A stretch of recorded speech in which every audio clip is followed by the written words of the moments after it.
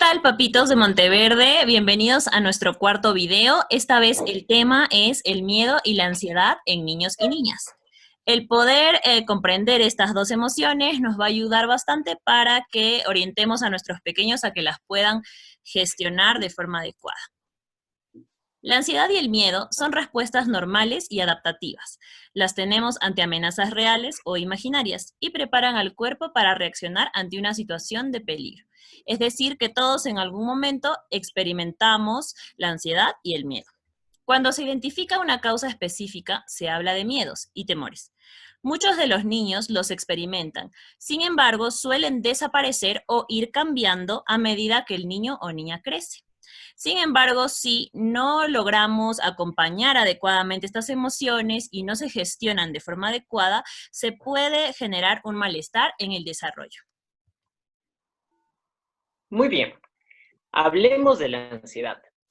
Entendamos de la ansiedad como una respuesta natural de nuestro organismo, ya que al experimentar alguna situación de amenaza o empezamos a sentir intranquilidad, incertidumbre y hasta temor por lo que nos vaya a suceder, como todo lo que vamos aprendiendo a lo largo de la vida, esta sensación será difícil de ser explicada o descrita por los niños o por las niñas a un inicio.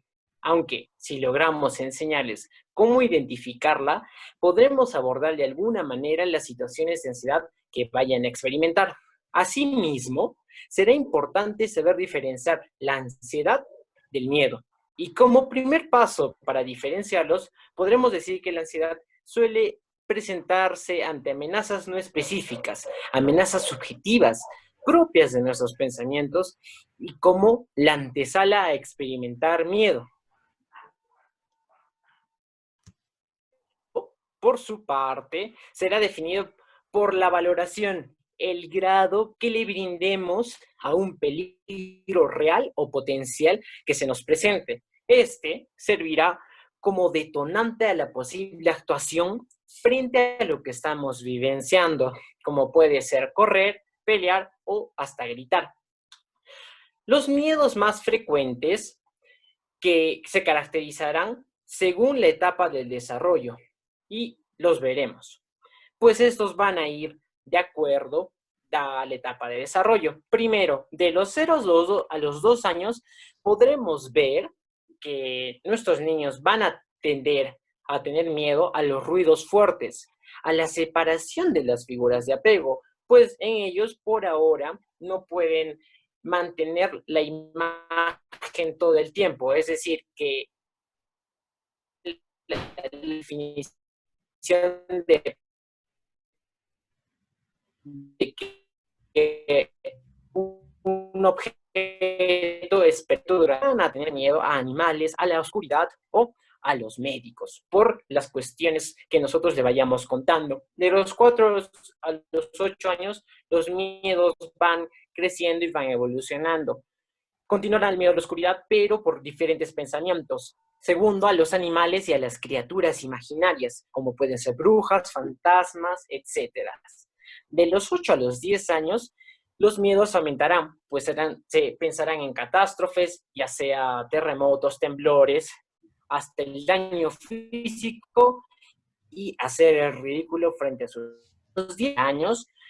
Los temores más frecuentes estarán inmersos dentro de los accidentes, las enfermedades, los exámenes y los conflictos con ustedes mismos. Entendamos entonces que tanto la ansiedad como el miedo son respuestas de nuestros organismos. Por su lado, el miedo responderá a amenazas reales o amenazas figuradas en nuestro aprendizaje, como el miedo a los fantasmas o los seres de ciencia ficción. Por su lado, la ansiedad será la emoción que se genera ante posibles amenazas de peligro establecidas por el sujeto, como la sensación de ansiedad que se experimenta en algunas personas al estar expuestos a hablar o presentarse ante un público muy grande. Es necesario entonces entender que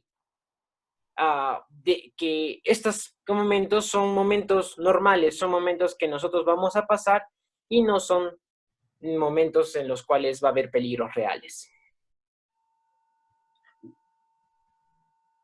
Y por último, hay que saber por qué sentimos miedo o ansiedad. El primer punto: es normal tener ansiedad o sentir miedo ante alguna situación, objeto que tienda a ser peligroso para nosotros. Incluso como adultos nosotros mismos sentimos estas emociones. Segundo, cuando nuestros niños o niñas vivencien alguna experiencia traumática, podrán experimentar en su momento ansiedad o miedo. O frente a situaciones similares a la experiencia traumática, igualmente experimentarán cuadros de ansiedad o de miedo. Tercero, sentimos miedo o ansiedad porque nos ayuda a evitar situaciones dañinas o para prepararnos a situaciones difíciles. Y cuarto, solemos tener pensamientos que nos impiden ver con claridad las cosas, es decir, que todos nuestros aprendizajes ya quedaron construidos, a los niños les es más difícil expresarlos. Continuando con esto, papitos, vamos a darles unas recomendaciones para afrontar los miedos. Primero está evitar la utilización del miedo como factor disciplinario, hacerles asustar con algún objeto o alguna cosa que a ellos les va a dar luz un significado muy negativo. Segundo está fomentar la independencia del niño o la niña. Esto va a depender según la edad que va a tener el niño y poco a poco se va a ir haciendo independiente. Tercero, ofrecer un ambiente general de seguridad afectiva, donde los niños tengan confianza de hablar de sus emociones, sus miedos, sus sentimientos que tengan a diferentes cosas. Y como cuarto, no coaccionar al niño o niña para enfrentarse a objetos temidos. No decirles palabras como que no, los niños no tienen miedo a esto, los niñas no tienen miedo a esto, sino ayudarles al contrario a entender que los miedos son naturales para todas las personas. Esto se trata de mantener un ambiente sin gritos, sin tensiones, sin amenazas, ya que todo ello aumenta la ansiedad en los niños y lo hace más vulnerable a experimentar temores y miedos. Consejos para afrontar la ansiedad y el miedo. Como primer punto tenemos a tratar a los hijos con respeto, ya que sus miedos son reales para ellos, aunque para algunos adultos no lo sean necesariamente, ya que para ellos sus temores pueden ser más pequeños que el de nosotros, pero tienen que ser respetados de la misma manera. Como segundo punto es darles seguridad y confianza, explicándoles a los niños que los miedos se pueden vencer y que les ayudaremos a hacerlos, que nada es imposible en esta vida y que son etapas y factores que tenemos a lo largo de la vida. Tercero, evitar la evasión. Debemos enseñar a afrontar los miedos poco a poco, porque podrían agravarse con el paso del tiempo.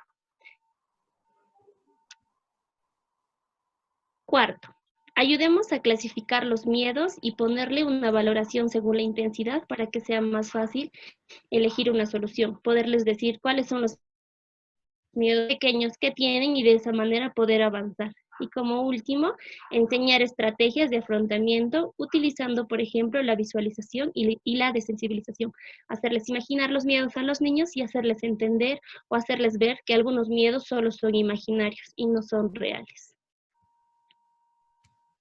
No olvidemos, en los niños y en las niñas y en los niños es raro la existencia de un solo miedo. Resulta más frecuente que presenten más miedos a la vez, como pueden presentar miedos a las muñecas, a la oscuridad, a los animales.